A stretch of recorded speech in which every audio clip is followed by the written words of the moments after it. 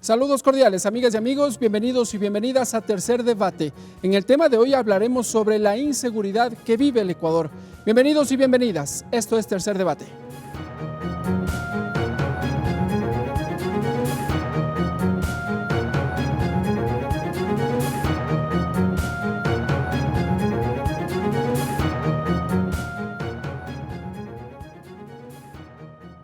Para tener una panorámica respecto de los índices de violencia en nuestro país, hemos invitado al asambleísta Juan Cristóbal Lloret. Revisemos su perfil.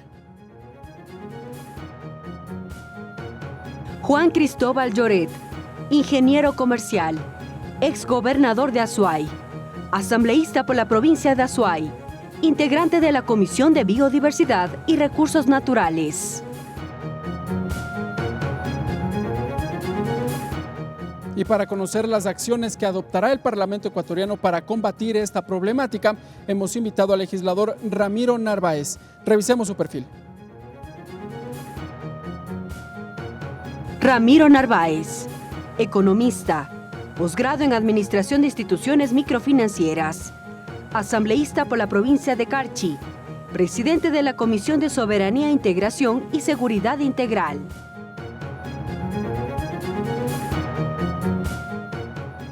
La Comisión de Soberanía y Seguridad Integral de la Asamblea Nacional tiene como misión elaborar un documento en donde se efectúe el diagnóstico y las acciones que se deberían emprender para llevar adelante, para combatir este problema, la inseguridad. La mesa legislativa lleva adelante una serie de comparecencias. En el siguiente video les entregamos los detalles. 10 nudos críticos y propuestas de soluciones expuso el defensor público Ángel Torres Machuca en la Comisión de Soberanía y Seguridad Integral de la Asamblea Nacional respecto a la inseguridad ciudadana y a la crisis carcelaria. En el ámbito de la fuerza pública consideró la importancia del equipamiento y el adiestramiento de la Policía Nacional para enfrentar a la delincuencia organizada. Agregó que de enero a septiembre de 2021 la Defensoría Pública atendió 117.000 asesorías en materia jurídica. 190.852 patrocinios y 2.253 mediaciones. En formación académica, Torres precisó que 102 defensores públicos fueron instruidos para atender delitos y contravenciones por violencia de género. Más de 6 de cada 10 mujeres en nuestro país han sufrido algún tipo de violencia a lo largo de su vida.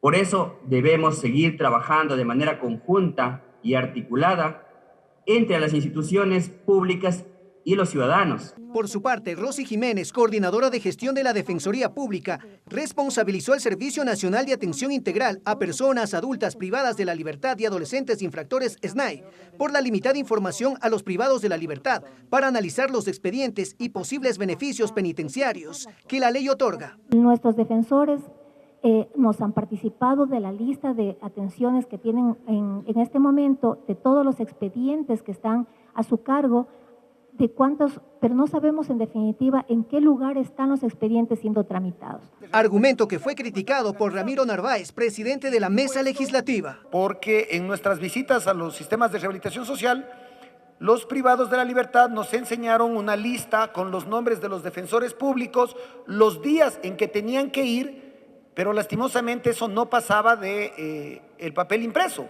La comparecencia del defensor público tuvo como finalidad identificar acciones y omisiones de los funcionarios del Estado para prevenir y enfrentar la alarmante situación de inseguridad que vive el país y las implicaciones para la paz social. Rolando Ayauca, TVL Noticias. Siga Tercer Debate por Televisión Legislativa, Canal 42 en Pichincha, Canal 22 en Guayas, Canal 27 en Azuay y Canal 45 en Manabí. La radio de la Asamblea Nacional en todo el país. En Facebook por TV Legislativa y en la web en vivo.asambleanacional.gov.es.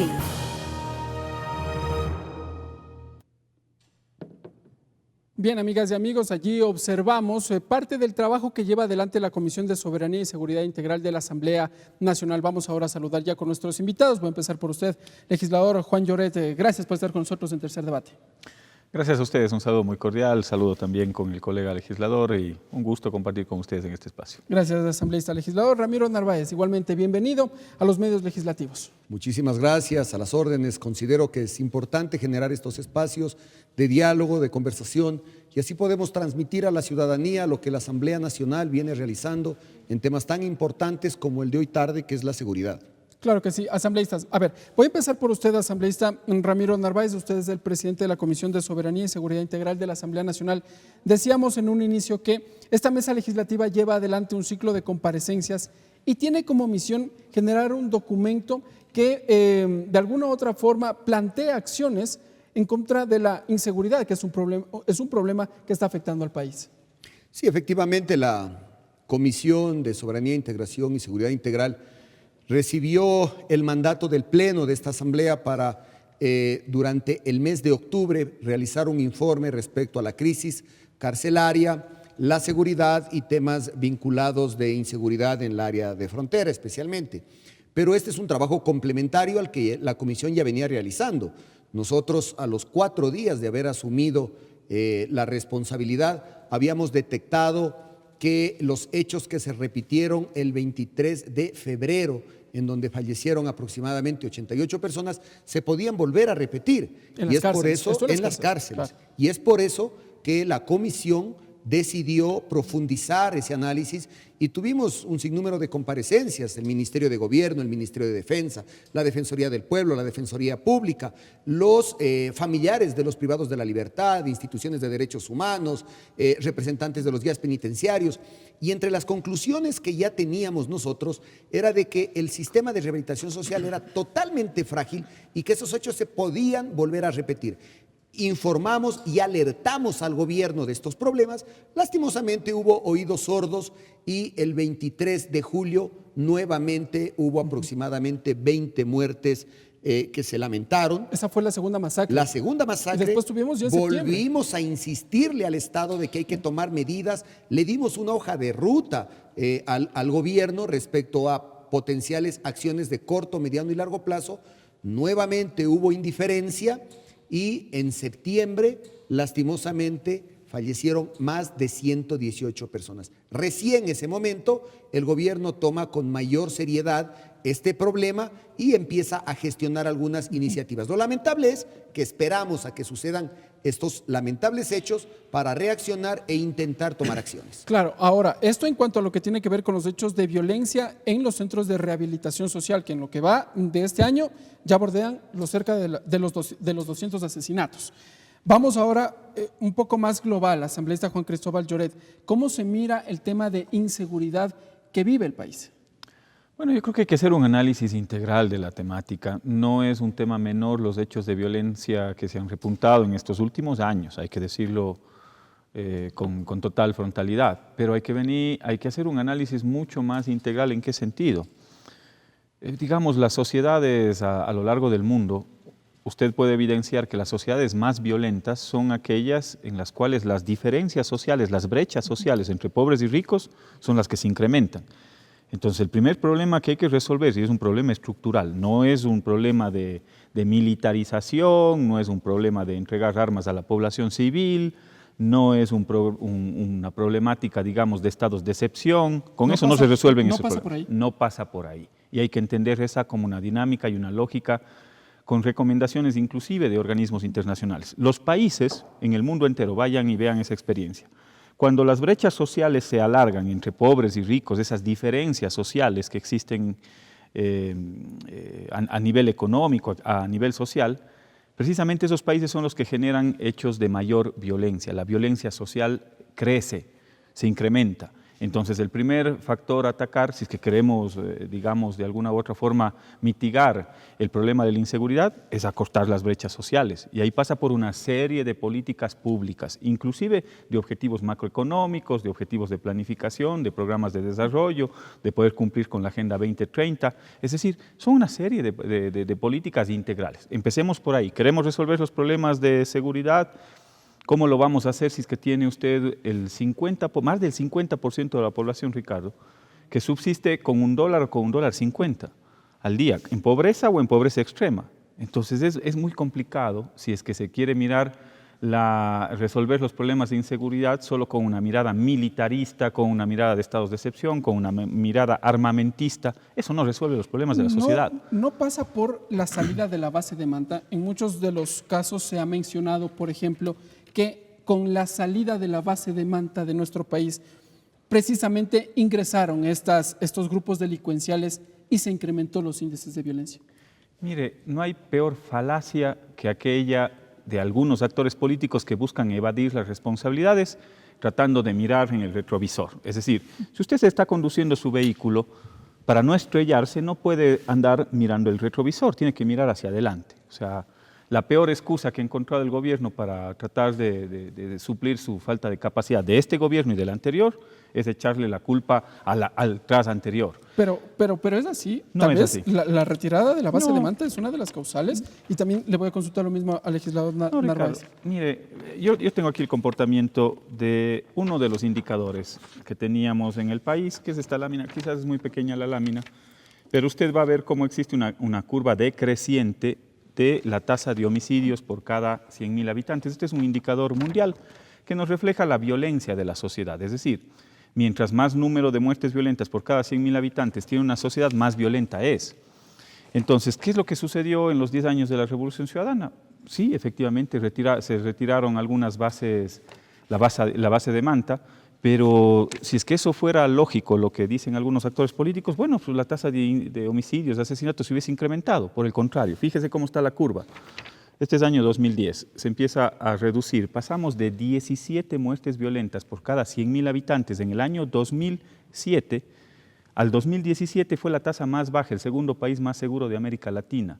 Es de 5.6 muertes violentas por cada 100.000 habitantes. Entonces ahí se cae y se desbarata todos esos argumentos. Y una reflexión final. Sino caso contrario, el país vecino Colombia, que tiene un montón de bases militares norteamericanas, bueno, debería ser el país más seguro del mundo, pues, y no es así. Asambleísta Ramiro Narváez, que el tema de la inseguridad no pasa por la militarización, por entregar tal vez más armas o por colocar más policías en las calles, mencionó el asambleísta Lloret. Y uno de los elementos que también se ha mencionado es la salida de la base de Manta como uno de los momentos claves para el incremento de la violencia, se ha dicho en el país. Sí, mire, efectivamente hay muchas variables que influyen sobre el tema de la inseguridad. Una es la presencia del crimen organizado, del narcotráfico en el país, y el narcotráfico no asoma de un rato a otro, ni tampoco nace con una estructura fuerte. En el tiempo va evolucionando, va fortaleciendo, va adquiriendo nuevas modalidades. Es claro que el Ecuador hace muchos años empezó a ser un país apropiado, en primer lugar, para lograr evacuar esa droga a Centroamérica, a Europa, y también fue un lugar ideal para lavar el dinero porque es un país dolarizado. Pero el no haber controlado a estas bandas organizadas que han estado trabajando en los últimos años, el no haber mitigado su presencia, permitió que se fortalezcan y hoy realmente se constituyen en un imperio. Hace pocos meses no hubo control, no tenemos radares, no tenemos la Armada, nuestra Marina no tiene todas las herramientas necesarias para hacer un seguimiento y control de nuestros mares, la Fuerza Aérea no tiene cómo lograr supervisar y cuidar que no aterricen en nuestros espacios avionetas que vienen de Centroamérica, y todo esto generó que estas bandas se estructuren y tomen mayor fuerza en el Ecuador, y hoy día ya tenemos nuevas modalidades, ya no solo somos rutas, sino que también ya procesamos aquí la droga, y lo más grave, porque aquí hay varias áreas para la inseguridad, lo más grave es que ahora el país también ha incrementado sus niveles de consumo de droga, y eso genera violencia y eso genera delincuencia. El adicto, como no hay en el Ecuador un espacio para ser rehabilitado, lo que hace es buscar mecanismos para lograr obtener los recursos y consumir esa droga. Entonces ahí vienen los actos violentos. Ese es un elemento. El otro elemento, sin duda alguna, es la estructura social. O sea, quien no quiera aceptar que la estructura social, la desigualdad, la pobreza, la falta de educación no quiere aceptar que esos son los elementos que con el tiempo generan que la gente sea delincuente, está equivocado. Hay que trabajar en los dos frentes. Ahí concuerdan entonces con el asambleísta Lloret, Evidentemente. en el tema social, la desigualdad no sé si el abono para la inseguridad que vive el país. Y le quiero dar algunos datos. Uno, efectivamente, hay que trabajar sobre la delincuencia y hay que ser firmes y hay que ser duros para el combate de la delincuencia, pero si no trabajamos en la estructura social no vamos a lograr cambiar nada. Le quiero dar algunos ejemplos. ¿Qué pasó cuando se realizó un censo de las personas que están privadas de la libertad y que participaron en estos actos violentos? La mayoría del 2017, si no hay, o sea, son censos respecto a las personas que fallecieron y censos inexactos porque no se llevan estadísticas adecuadas. Pero la mayoría de los presos son menores de 30, de 25 años. Es decir, son jóvenes que no tuvieron oportunidades a los 11 años, a los 12 años, por la violencia familiar que tenían, abandonaron sus hogares. Más de la mitad de los presos no han terminado la escuela, la mayoría no ha terminado el colegio, el 3% alguna vez ha pisado la universidad. Entonces, esas personas, ¿nacieron malas o nacieron igual que nosotros? Y el entorno social es el que los empujó a eso. Y mire, esto puede sonar a discurso, porque puede decir, sí, seguramente es así, no tenemos certeza.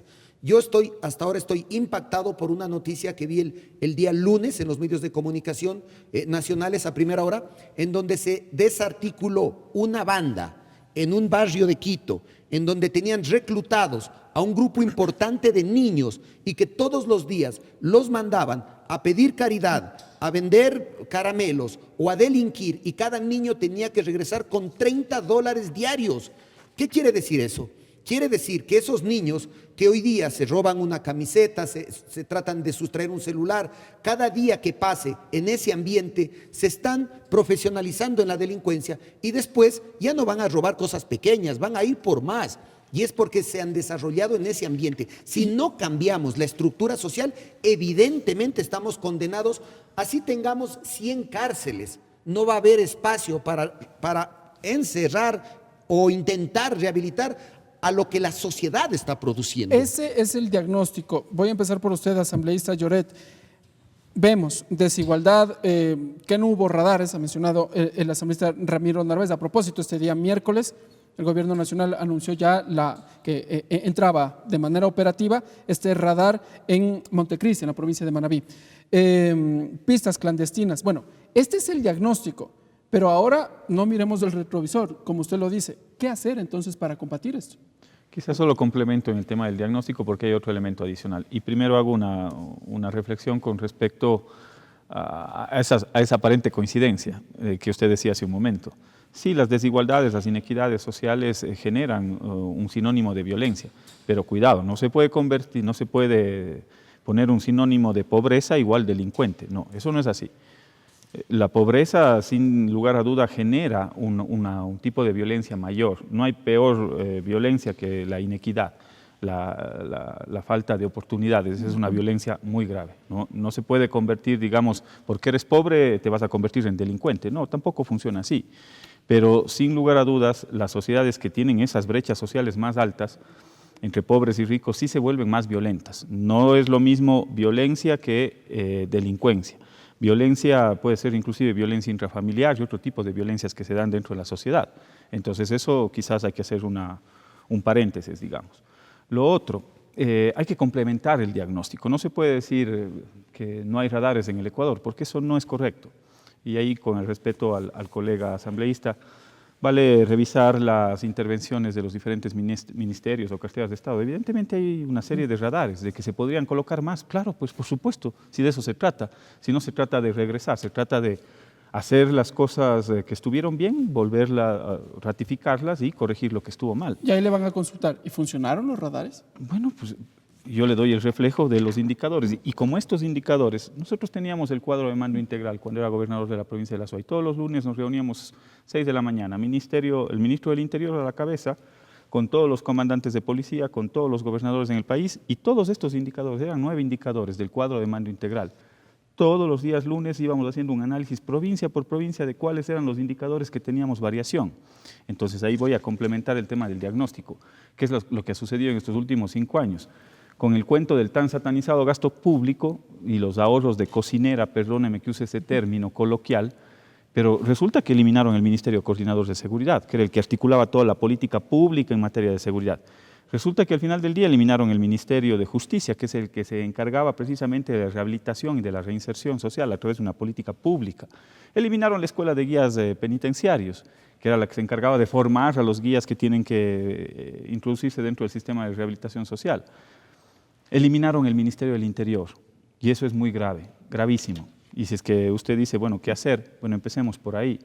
¿Cómo puede tener usted un ministro o una ministra como la que tuvimos hace unos años atrás, en la cual se dedicaba el 90% a la política y el 10% a los temas de seguridad ciudadana? ¿Deberían ser competencias separadas? El uno el tema de seguridad y el otro el tema articulador de la política. Mire, hay que saber reconocer en política los errores y los aciertos. Y yo también he sido crítico, digamos, de algunos procesos que pudimos haberlo hecho mejor. Pero estos indicadores no se puede tapar el sol con un dedo. Si logramos reducir de 17 muertes violentas a 5 muertes violentas por cada 100.000 habitantes, digamos, algo hicimos bien, pues. Fortalezcamos lo que se hizo bien, corrijamos lo que se hizo mal. Uno de los aciertos para lograr estos indicadores, y así como todos los indicadores se redujeron en los 10 años de la Revolución Ciudadana, ¿cómo lo hicimos? Con un ministerio específicamente concentrado las 24 horas del día para resolver los problemas de inseguridad ciudadana. Si es que algún paso hay que dar, y el presidente Lasso, pónganle el nombre que quieran, si no quieren ponerle Ministerio del Interior para que no digan que ese fue un nombre de la Revolución Ciudadana, pongan el nombre que quiera, pero denle institucionalidad porque no solo se necesita política pública, se necesita institucionalidad para poder resolver los problemas de seguridad ciudadana. Asambleísta Ramiro Narváez, el rol del Estado entonces, retomar aquellos elementos que en su momento pudieron haber funcionado. Miren, lo que está sucediendo en el Ecuador no viene de los 5 últimos años, ni de los 10 últimos años, ni de los últimos 15 años. Que se agrava gradualmente, sí es verdad, pero la crisis carcelaria ha existido siempre. Hay elementos que sí son importantes mencionar, como por ejemplo que nosotros también hemos identificado que el rol que debía jugar el Ministerio de Justicia debe retomarse, posiblemente con una estructura diferente a la que tenía. El Ministerio de Justicia no es que venía haciendo bien las cosas. Hay serios cuestionamientos al Ministerio de Justicia por varios organismos, temas de corrupción, temas de excesivo gasto, temas de ineficiencia, y entiendo yo, no estoy para defender a ningún gobierno, yo soy crítico con el gobierno de Lenín Moreno, pero uno de los elementos por los que se eliminó fue justamente porque no cumplía su rol. ¿Qué es lo importante aquí? Pero había que eliminarlo o tal vez corregir esos errores. Exacto. ¿Qué es lo que hay que rescatar aquí? La institucionalidad. El Ministerio de Justicia jugaba un rol fundamental para garantizar el tema de las cárceles. Y lo que se hizo fue separar el SNAI, que es el tema que administra las cárceles, y es una institución que se quedó sin presupuesto, sin estructura, sin la fortaleza para poder administrar algo tan grande como es el sistema de vamos a ver si es que ha funcionado finalmente. Exacto. En estos 3 años. Y por otro lado tenía la Secretaría de Derechos Humanos, que juega un rol cero, nulo. Cuando nosotros le llamamos a comparecer a la ministra representante de la Secretaría de Derechos Humanos, nos dijo que la Secretaría de Derechos Humanos no tenía competencia para velar por los derechos humanos de los PPLs. O sea, el sistema de rehabilitación totalmente. Por Dios, y nuevamente en la última comparecencia nos vuelve a decir lo mismo. O sea, ahí hay una omisión a sus responsabilidades absoluta. Entonces, hoy día el sistema de rehabilitación social no tiene una entidad rectora. Hay que rescatar esa entidad rectora, pero más allá de que hay que rescatarla, hay que asegurar que sea eficiente esa unidad rectora. Y efectivamente, tenemos nosotros hoy día también la observación, porque la seguridad efectivamente es un tema integral, no hay una entidad rectora para que responda sobre la seguridad nacional. Hoy día, si yo le pregunto a usted, ¿quién es el responsable de la seguridad dentro del país? ¿La ministra de Gobierno? ¿El ministro de Defensa? Antes efectivamente había un Ministerio Coordinador de Seguridad que llevaba la rectoría. Hoy día, ¿quién juega ese rol? ¿No es el Ministerio de Gobierno? La ministra de Gobierno, ¿no es cierto?, tiene sus competencias en el tema de la Policía Nacional y el tema de la gestión política. Y efectivamente Uno de los planteamientos que nosotros vamos a realizarle al presidente, entre otros que ya hemos realizado, es de que se separe y que se ponga una entidad rectora, una persona que se dedique al 100% a los temas de la seguridad integral del país. ¿Con rango de ministro? Con rango de ministro, como el gobierno lo vea de manera más adecuada, pero debe tener efectivamente la jerarquía, las competencias, el poder, la autoridad para coordinar con todas las instituciones del Estado, incluido la coordinación con el sistema judicial, manteniendo la independencia de poderes, la independencia de competencias, pero tiene que haber una unidad rectora que coordine con todas las instituciones, que articule con todas las instituciones para que el trabajo sea efectivo. ¿Hay un Plan Nacional de Seguridad? No existe. Hay uno que está en papeles que lo realizó la administración anterior, pero que no se lo ha implementado y que debería el gobierno por lo menos tomarlo como base para ir hacia adelante. Asambleísta, me voy a adelantar a lo que seguramente le van a decir. Si es que existe ese planteamiento por parte de la comisión, le van a decir que ustedes están planteando más burocracia en el Ecuador. No, porque cuando, por ejemplo, le doy un ejemplo. Cuando se eliminó el Ministerio de Justicia, no se eliminó la burocracia ni se eliminó el gasto, porque se le dividió en dos y quedó el SNAI y quedó la Secretaría. Entonces, no se redujo el gasto, no se redujo la burocracia, pero sí se eliminó la eficiencia porque se desarticuló y estas dos instituciones ya no trabajaban en conjunto, ya no hay quien vele por el sistema de rehabilitación social. Hoy día no tenemos a quien responsabilizar, o sea, tenemos a quien responsabilizar del fracaso en el sistema de rehabilitación, pero entidad por entidad, no en un contexto global. Ok, asambleístas, nos vamos a una breve pausa. Cuando regresemos hablaremos de algunos elementos, cómo combatir la desigualdad, y hablaremos precisamente de este Servicio Nacional de Atención Integral para Personas Privadas de la Libertad, el SNAI. Sigan con nosotros, amigas y amigos, esto es Tercer Debate.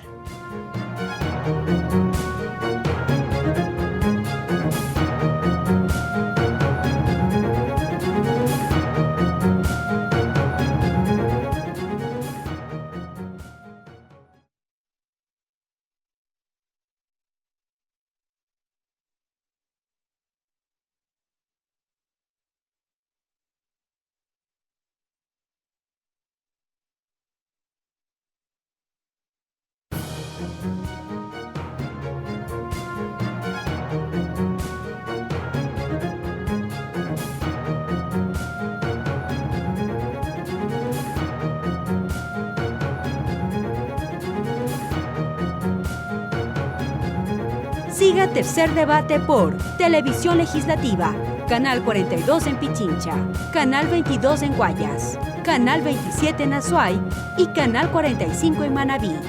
La radio de la Asamblea Nacional en todo el país.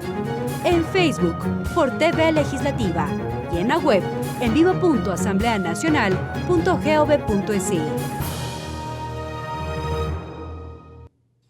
Gracias, amigas y amigos, por continuar con nosotros en Tercer Debate. Conversamos con los asambleístas Juan Cristóbal Lloret y Ramiro Narváez respecto de la inseguridad que atraviesa el Ecuador. Este bloque voy a empezar con usted, asambleísta Juan Cristóbal Lloret, y en el diagnóstico habíamos señalado los niveles de inseguridad. Vamos, del diagnóstico a los hechos. ¿Cómo combatir la inseguridad? ¿Pasa por un tema de leyes? ¿Por un decreto ejecutivo que, a propósito, este día miércoles cumple sus 30 días del estado de excepción que lo señaló el presidente de la República? ¿Por dónde? A ver, quizás algunas coincidencias ahí con Ramiro. Yo creo que la institucionalidad es fundamental. O sea, cuando nos plantean resolver los problemas de seguridad ciudadana a través de un estado de excepción, así no se resuelven los problemas de seguridad ciudadana. Cuando nos plantea, por ahí había alguna autoridad local que dijo que hay que armar a la población. Yo solo les doy un dato nada más. El 80% de los últimos delitos hasta agosto del 2021, de los 1.200 asesinatos, cerca del 80% se ejecutaron con armas de fuego. ¿Qué queremos? ¿Darles más armas de fuego a la población civil para que nos matemos los unos contra los otros? Me parece que es el fin de semana en un terrible partido de fútbol, los hinchas de un equipo resulta que se agredieron con armas blancas. ¿Qué pasaba si es que tenían armas de fuego? Exactamente. ¿Quién disparaba primero? Era la pregunta. ¿Y cuántos muertos teníamos que soportar a través de esa escena, ¿no? Entonces yo no creo que eso se resuelve por ahí. Entonces yo les plantearía, y quizás ahí podemos ir construyendo algunas rutas de coincidencia, digamos. Primero, a mí me parece que hay que retomar la institucionalidad. concuerdo ahí en el sentido de que se necesita institucionalidad para todo un sistema de rehabilitación y no son cuestiones aisladas. Por un lado, derechos humanos, no puedo creer que la Secretaría de Derechos Humanos diga que no tiene nada que ver con los PPL cuando ante la luz del mundo entero son personas, digamos, que están en una condición especial, es una población vulnerable por el mismo hecho de estar retenidos, privados de la libertad. Por otro lado, a ver, lo primero, retomar la institucionalidad. Yo creo que es necesario tener un ministerio especializado en el tema de seguridad ciudadana. No es un excesivo gasto público. Aquí no estamos diciendo que se tiene que llevar un Estado obeso, se necesita un Estado óptimo, lo que sea necesario para garantizar la paz y la seguridad, que es uno de los principales problemas que tiene la gente en este momento. Y no nos podemos dejar de ahorrar unos cuantos dólares por no fortalecer la institucionalidad. ¿Por qué? Porque eso se evidencia con la pérdida de vidas humanas, la falta, digamos, de condiciones adecuadas de seguridad.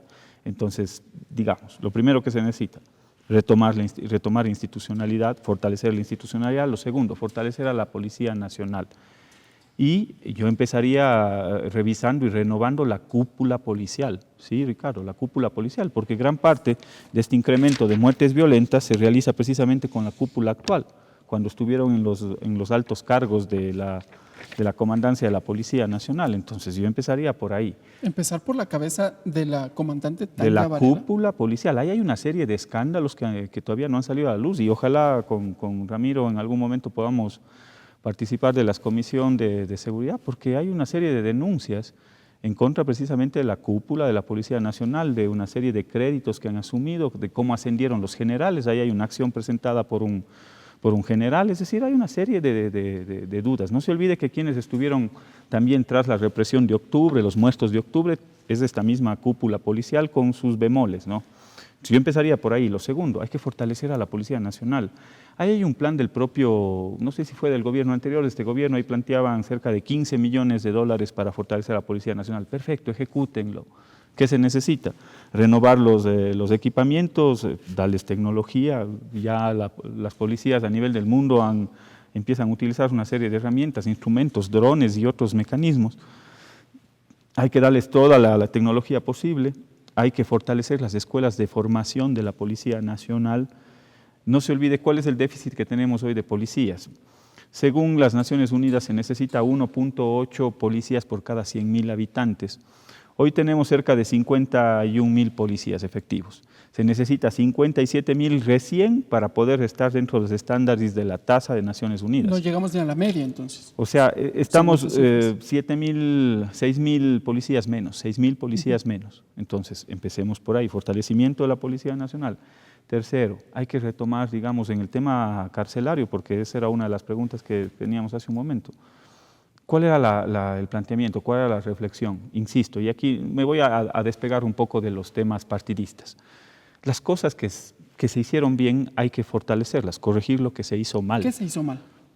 Ahí podríamos hacer una autocrítica en determinados sectores, actores. Yo creo que nos faltó tiempo, más allá de que se hayan hecho las cosas mal. Quizás uno de los errores que cometimos, y el principal, fue haberle puesto a Moreno de presidente. Pues. ¿Por no qué? lo diga así, porque si no van a confirmar aquella teoría de que fueron ustedes quienes le pusieron en la presidencia, señor Lenín Moreno. Nosotros le pusimos en la presidencia, nosotros hicimos campaña por él. Nosotros le pusimos en la presidencia, fue nuestro candidato, pero otros fueron los que le compraron a Moreno. Y al final del día ese es el principal error. ¿Por qué? Porque desbarató toda la institucionalidad, porque recortó todos los presupuestos que no se debían haber recortado, porque satanizó el gasto público y una serie de errores más. Entonces, ¿qué es lo que sí se hizo bien? Yo voy a hablar de lo bueno más bien.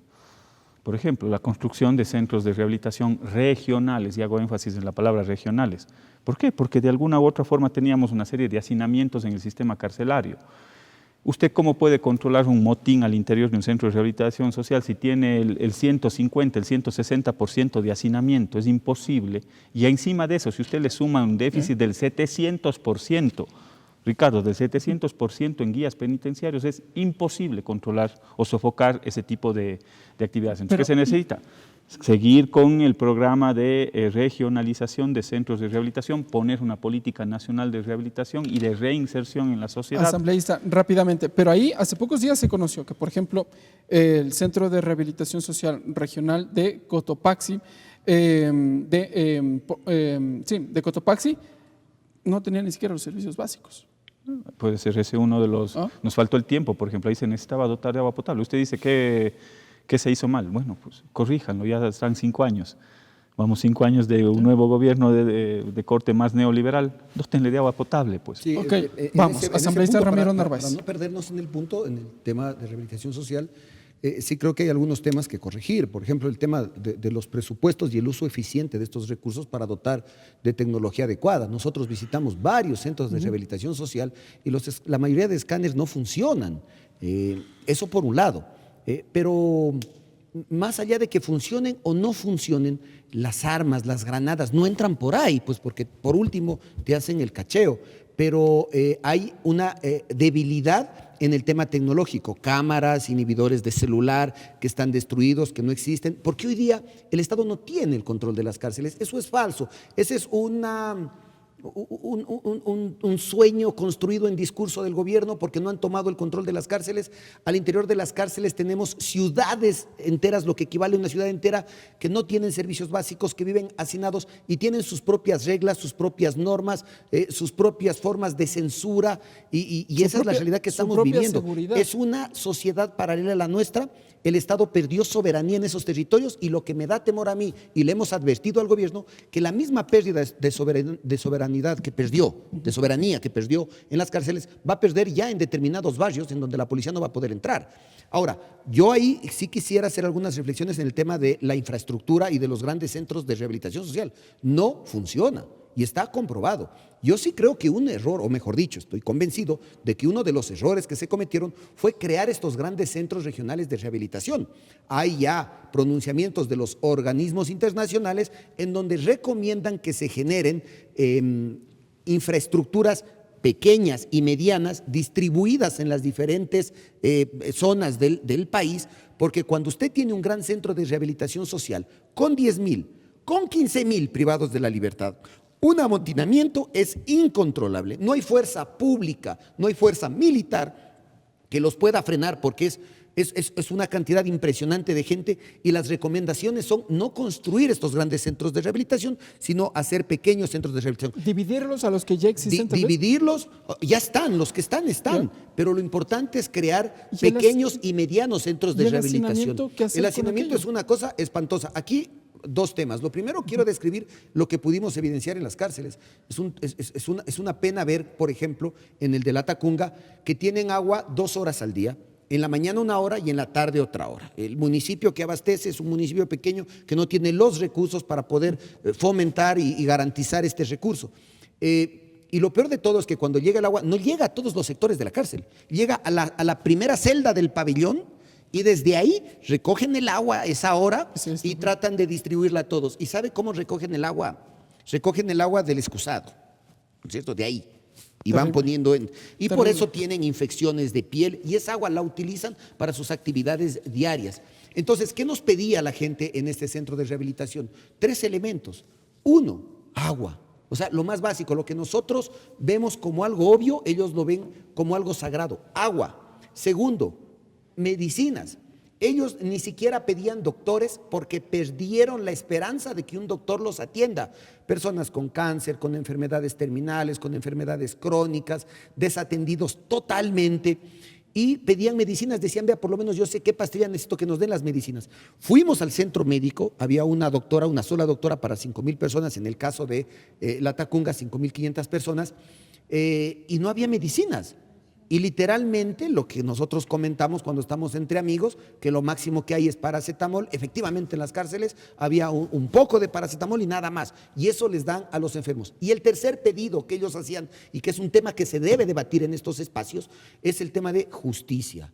Literalmente nos decían, los jueces nos sentenciaron y tiraron las llaves porque aquí estamos sin asesoramiento, sin abogados. La Defensoría Pública ha tenido muchas deficiencias el Consejo de la Judicatura, quien es el que debe garantizar la eficiencia y la eficacia del sistema judicial, no se ha hecho presente, ha habido una negligencia absoluta y eso lo podemos evidenciar en varios temas, como por ejemplo los privados de la libertad que no tienen sentencia, que llegan casi al 50%, sin sentencia. Y lo podemos evidenciar en los miles de privados de libertad que pueden acogerse a los beneficios penitenciarios. Es decir, si han cometido delitos no graves, han tenido un buen comportamiento, han cumplido un porcentaje importante de su pena, entre el 60 y el 80%, pueden pagar el resto de su condena en libertad, trabajando, haciendo servicio social. Ese trámite se ha burocratizado y prácticamente es imposible acceder a ese beneficio. Muchos de ellos inician el trámite para el beneficio penitenciario, llegan al final de la condena y todavía no les sale el beneficio penitenciario, es decir, ya cumplieron el total de su condena y no recibieron ese beneficio. El sistema judicial también ha estado ausente en el tema de la rehabilitación social. ¿Y por qué toco tanto las cárceles? Aquí yo, solo para complementar, quiero decir algo porque muchas personas dicen, Ramiro, ¿por qué se preocupan tanto de las cárceles? Primero porque hay derechos humanos y son personas que tal vez no tuvieron la oportunidad que nosotros hemos tenido. Evidentemente no podemos nosotros decir que los pobres son delincuentes porque hay gente pobre que es honesta, pero la pobreza permite tener mayor probabilidades de que delincan y esa pobreza es criminalizada. Porque una persona en una desesperación de cubrir una necesidad comete un delito menor y es llevado a la cárcel, y en la cárcel, en vez de rehabilitarse, porque hay una ausencia total de rehabilitación, se profesionaliza, porque para salvaguardar su vida termina aliándose a una de estas organizaciones y después el comportamiento de él es similar al de ellos. Y cuando sale en libertad, y esa es mi preocupación, ciudadanía, cuando sale en libertad, sale a servir a la sociedad o tiene una alta probabilidad de delinquir. 40.000 personas privadas de la libertad que no han sido sujetas a procesos de rehabilitación social, tarde o temprano van a salir a nuestras calles porque no hay cadena perpetua en el Ecuador y como no fueron sujetos de rehabilitación social, ¿qué van a hacer en nuestras calles y en nuestros barrios?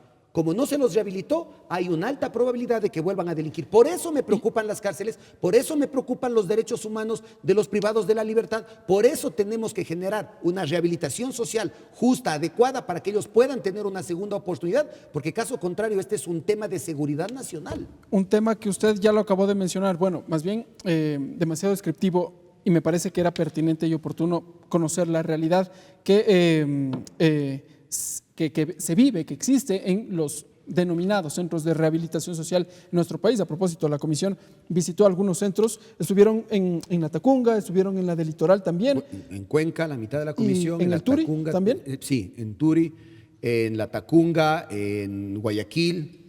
¿Qué es en el Litoral? Hay un común denominador, perdóneme que interrumpa, sí. Ramiro. Seguramente lo evidenciaron. Quienes tienen el control de los centros de rehabilitación en determinadas zonas no es la fuerza pública, no son los guías, son los propios PPLs. O sea, para que usted le abran una puerta al interior de una determinada zona del centro de rehabilitación, tiene que pedirle autorización al jefe de la banda, digamos, a quien controla esa zona. No sé si lo pudo corroborar, seguramente, Ramiro. Efectivamente es entonces, así, el Estado perdió control de las cárceles. Es evidente, entonces el SNAI, ya no hay que recalcarlo, pero el SNAI no sirvió para nada, entonces, o no sirve para nada. Asambleístas, esta violencia que se registra en las cárceles la estamos empezando a vivir ya en las calles de Quito, y les traigo a colación los últimos hechos delincuenciales. Lastimosamente, un atleta ecuatoriano, alguien cercano, tal vez, y que estuvo recorriendo precisamente las instalaciones de la Asamblea Nacional hace pocos meses, Alex Quiñones, fue asesinado. Se está viviendo ya esos niveles de delincuencia, de inseguridad de las cárceles ya en los territorios. Bueno, yo creo que ahí la problemática evidentemente es muy fuerte en determinadas provincias del país.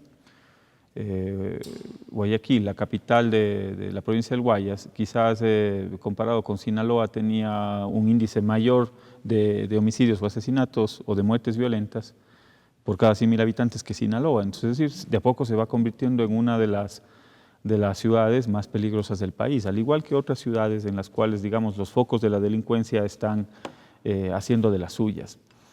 Lo que el gobierno ha hecho en estos momentos es darle una pastilla al problema, es decir, darle un paracetamol que decía hace un rato Ramiro. darle un paracetamol al problema. Es decir, claro, saca las Fuerzas Armadas, que es lo que hace la delincuencia, se repliega en un momento determinado, pero usted no puede tener el estado de excepción permanentemente en el país, pues. Usted no puede tener las Fuerzas Armadas controlando todas las calles en cada esquina, detrás de cada ciudadano. No puede ser eso.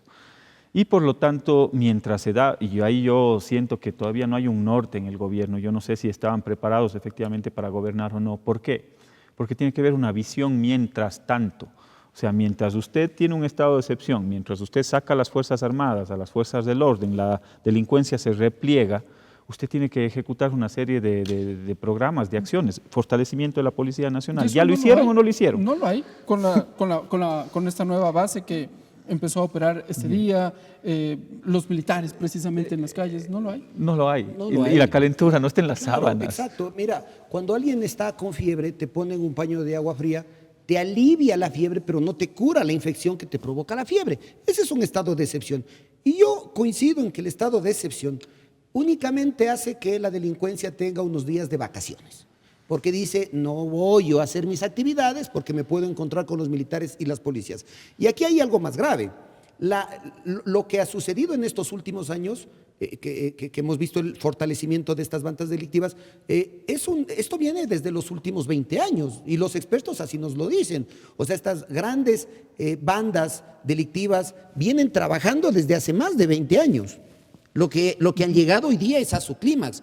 Estas grandes organizaciones delictivas no están en los buses, pues, donde se sube el militar a hacer el cacheo a ver si tiene la pistola. Ellos operan desde la clandestinidad. Entonces, el ladrón que roba una cartera, que roba un celular, es el que un poco deja de hacer esta actividad durante esos días. Pero el crimen organizado, él no está, pues, en las calles donde están ahorita los militares y los policías. ¿Qué hay que hacer? Yo sí comparto en que no podemos militarizar, porque eso está comprobado. Aquí hay algunos conceptos que están errados. En el año 2014 se constituyó el Código Orgánico Integral Penal, con la falsa percepción de que si endurezco las penas, los delitos se reducen. En el 2019 se volvió a reformar este código y se endurecieron las penas.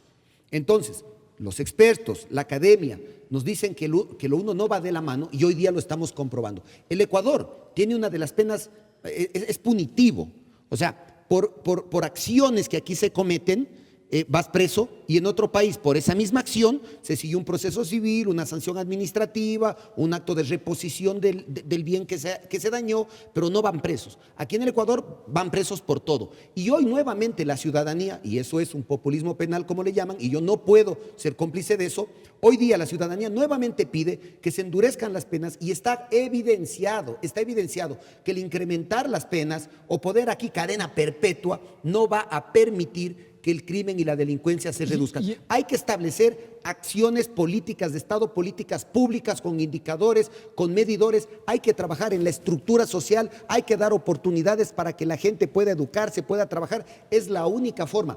Y desde la Asamblea, nuestra obligación, porque no somos ejecutores de la política pública, es generar las reformas legales y las leyes que fortalezcan a estas instituciones. Hay medio pie a la parte final ya del programa. Señalan que también hay que mojarse el poncho, un poco como para entrar en pelea, entrar en discusión. ¿Qué está haciendo la Asamblea Nacional? Asambleísta Lloret, en efecto, hay reformas, y entiendo que están pendientes todavía, al Código Orgánico Integral Penal, al mismo Código Orgánico de Entidades de Seguridad Ciudadana, que en su momento se dijo plantear un cuerpo de seguridad para cierto grupo determinado. Pero, ¿qué está haciendo la Asamblea Nacional? Mire, gracias. Algunas reflexiones con respecto a estos temas. Evidentemente, la delincuencia ha estado presente siempre en las sociedades, en diferentes formas y con diferentes niveles de violencia. Pero depende de las capacidades del Estado, de la ejecución de políticas públicas, del marco normativo para poder sofocar. E insisto, y más allá de los apasionamientos políticos, me desapego de eso, digamos, de los temas partidistas. Pero insisto, si las cosas que se hicieron bien dieron resultados en el pasado, hay que fortalecer lo que se hizo bien y corregir lo que se hizo mal. O sea, yo siento que en este gobierno, el gobierno de Moreno es un punto y aparte, todo lo que venía de la Revolución Ciudadana, que ellos mismos fueron parte, era borrón y cuenta nueva. Pero yo creo que en este gobierno, si es que son un poco más sensatos, así le cambien el nombre, hagan lo que quieran. Pero lo que sí no puede pasar en el país es que echen al tacho de la basura lo que funcionó. No intenten buscar el agua tibia cuando ya la tenían en un momento determinado. Hay políticas públicas que funcionaron, hay planes, programas y proyectos que se ejecutaron. Hay 6 tomos de lo que tiene que ver con el Plan Integral de Seguridad, no me acuerdo, fue en el año 2012, 2013, en el cual le dice qué es lo que tiene que hacer cada una de las diferentes carteras de Estado.